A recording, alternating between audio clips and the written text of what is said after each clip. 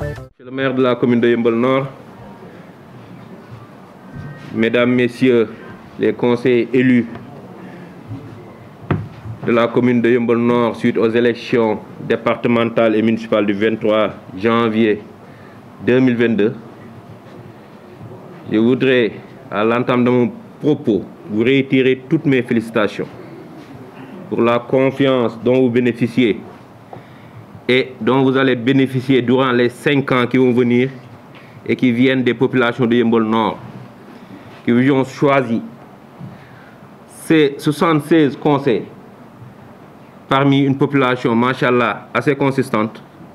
vous allez devoir représenter celle-ci pour les 5 ans à venir. Je rappelle que la tâche de conseiller et de conseillère municipale n'est pas chose aisée. Elle nécessite ouverture, disponibilité, responsabilité. À ce titre, les conseillers élus et qui devront représenter ces populations sous la houlette du maire et de son bureau pour les 5 ans à venir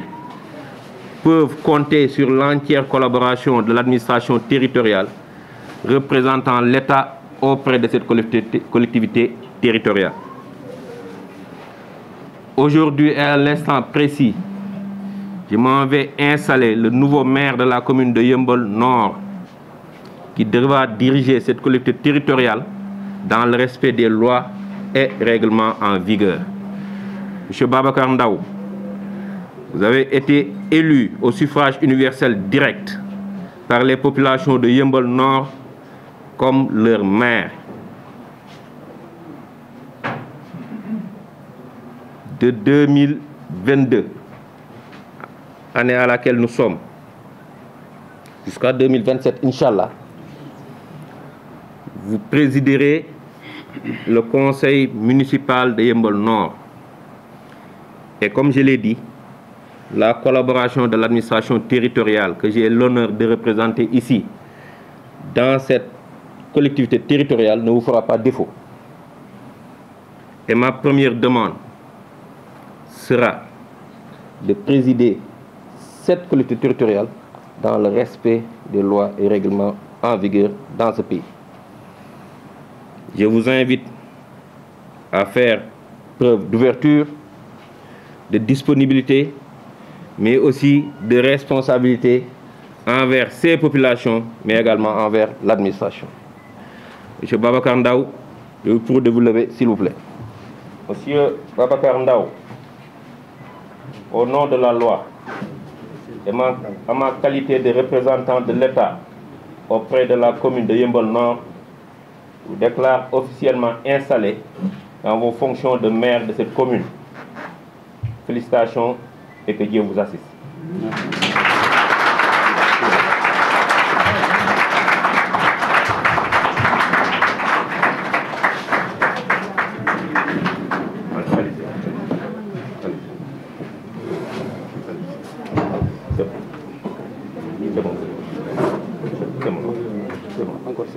sonn nañu te xiif nañu di wax ne ñu ngi santaat yàlla bu baax santoon nañu ko dëkk nañ ci ko sant te dañ ko gën a santaat sant ko bi mu ñu mayee tey ñu daje fii ci Yeumbeul Nord def suñu première session bu conseil municipal ginnaaw bi ñu paree ci élection locale yi ñuy génn yu 23 janvier 2022 ñu sant yàlla ba mu ñu mayee tey ñu daje fii def suñu première session bu njëkk di sant yàlla nag ba mu ñu mayee kàttan ak fekkee ba ñëpp fekkee ko 76 conseils yëpp amul benn absent ñëpp ñëw nañu di ko sant aussi bi mu ñu mayee ñu tàmbale ko ci bisimilahi rahmaani rahim ba ñu ngi koy daanee nii ci alhamdulilahi rabbil alamin kon ñu ngi koy santat bu baax di ko delloo njukkal di wax na nag administration bi nga xam ne aussi moo ñu accompagne ñu ngi leen di gërëm di leen sant wax naa sànq ne waruñu leen a gërëm sax ndax seen liggéey la ñuy def waaye nag manière biñ koy defee war na tax ñu gërëm leen sant leen ndax ñoom it def nañ ci yéene def nañ ci pas-pas def nañ ci courtoisie ak collaboration bu rafet diggante ñoom administration bi ak ñun woy politique yi ak institution yi fi nekk kon nag ñu leen monsieur le préfet ñu ngi lay gërëm bu baax yaa équipe bi nga àndal te wax naa ko sànq depuis bu ñuy tàmbali ay weer ci ginnaaw xëy na ñun lañ tudde woon opposition nekk ci côté bële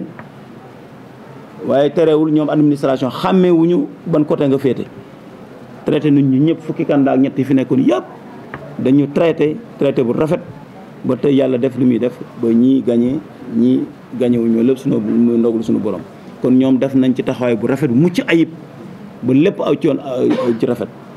kon nag loolu moo tax ñu leen di gërëm ndax du sax seen liggéey ndax moom la ñu war a def mais manière bi ñu ko defee fii ci Yeumbeul Nord vraiment am nañ ci kontaan bu baax kon ñu ci leen di sant di leen gërëm au nom aussi de l' ensemble des 13 candidats yi fi jaaroon ñoom ñëpp explique loolu wax nañu seen taxawaay gis nañ seen taxawaay te ñëw wax nañu ko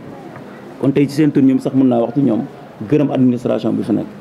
ñaaxaat leen dolli war leen tey yàlla dogal na élection yi ñun la fi yàlla teg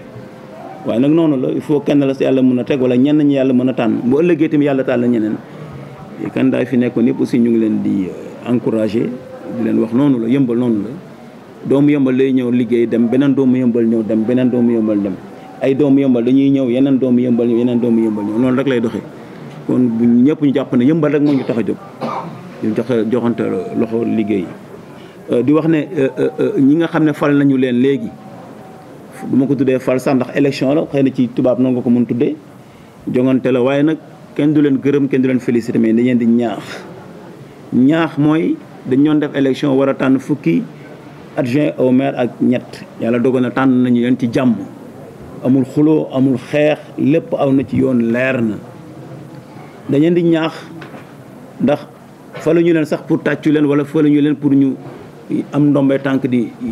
dañu na fal jox leen ay mission sas la dañu na sasaat dañu na sas ñu nekk conseil municipal ñu sasaat leen ne amaat lii ngeen gën a dolleeg mu nekk beneen sas bu ñu tegaat seen kaw kon nag dañ leen di ñaax sas boobu nga xam ne teg nañ ko ci teg nañ ko man maire teg ko adjoint au maire yi ñu fal léegi teg ko conseil municipal bi sas boobu kenn ku nekk ci ñun mu ubbi ci bëtam teg ko ci ndax sas bu rëy la sas bu diis la yaakaar ju rëy la yaakaar ju diis la population yi am nañu yaakaar population yi am nañu ay métit population yi am nañu ay coono population yi am nañu ay bëgg-bëgg te loolu yëpp nag ay yaakaar la yoo xam ne ku nekk ci ñun war nga ci xàmmee ko ràññee ko ba xam ne du doon lu yomb lu diis lay doon nag ndax bëgg-bëgg yi bëri na jamono metti na te xëy na doole yi du bëri waaye nag li ñu jàpp rek ne bu ñu jàppoo ñun ñëpp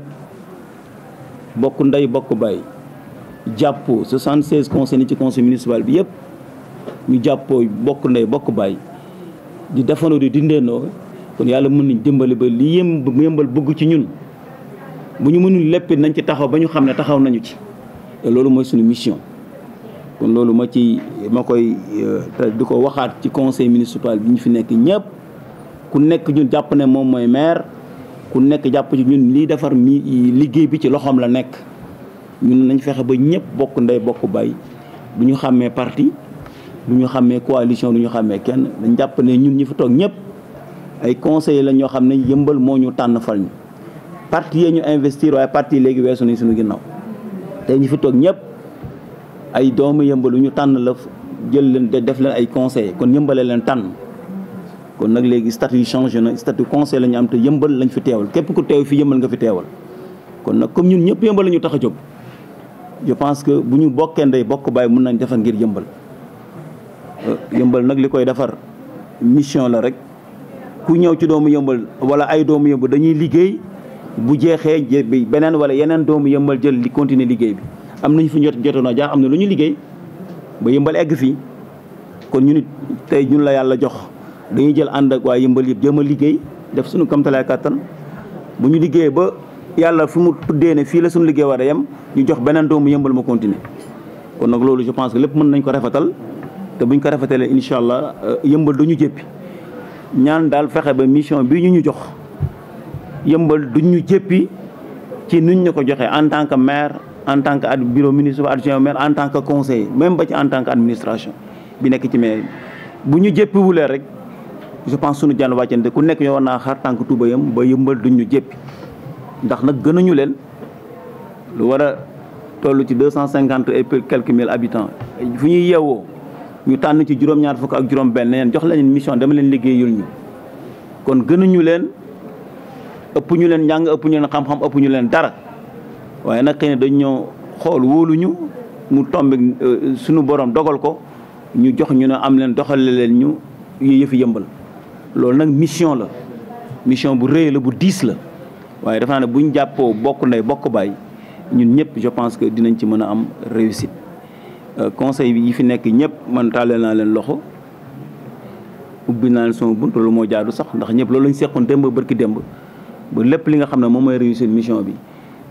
li koy yàq dinañ góorgóorlu ba du jóge ci ñun kenn ku nekk ñu aussi bu ci góorgóorloo li yàq mission bi mën na bañ a am te bu ñu góorgóor yëmbal ëllëg mën na cee am xar kanam bu gën a yokk ni mu meloon ñu gën ko yokk ba mu gën a baax kon nag xëy na toogaay bi yàgg na ñu ngi sant ñëpp di gërëm ñëpp di ñaan yàlla defal ñu jàmm ba tey ni ñu tàmbalee ak sunu sago ñu eggalee noonu ba ëllëg sunu mandat bi ñëpp eggalee ak seen sago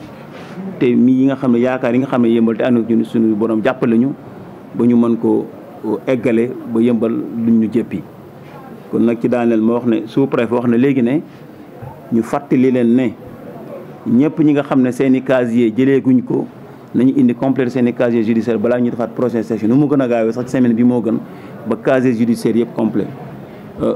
fi may daanele nag mooy ñu ngi gërëm la presse bi fi ñëw couvrir manifestation bi ñu ngi leen di sant di leen gërëm ndax xam nañ liggéey bi jafe na 8h 9h ba léegi yéen a ngi fi di jéem a jàllale li nga xam ne mooy image yi ngeen fi jël loolu lépp tamit liggéey bu metti la kon ñu ngi sant bu baax presse bi fi nekk l'ensemble de la presse du ñu lim sant nañ leen gërëm nañ leen suñuy frère lañu ndax ñoom ñoo dëkk waaye du tere nag ñi ngi defee liggéey bi ñoom it vraiment mucc naa ñu ngi sant di leen gërëm di leen masawu coono yi public bi fi ñëw seetaan si aussi ñi nga xam ne ndax comme session bi séance publique la mbooloo mi jóge seen kër ñëw yend fii suba ba ngoon añu ñu lekk ñu dara te xëy na sax voté wuñu mais xëy na am yéen ci yëmbara moo tax ñu yendu fii accompagner session bi ñoon def kon mbooloo moom ñëpp ñu ngi leen di sant di leen gërëm waaye yëmbal lañu ak ñeen ñu jóge feneen sax ñu ngi leen sant di leen gërëm di leen masawu di ñaan yàlla lii tax ngeen jóg te yàlla bu seen yaakaar tas de vraiment da wax ne kontaan nañu ñu ngi daaneel foofu ndax nit ñi sonn nañu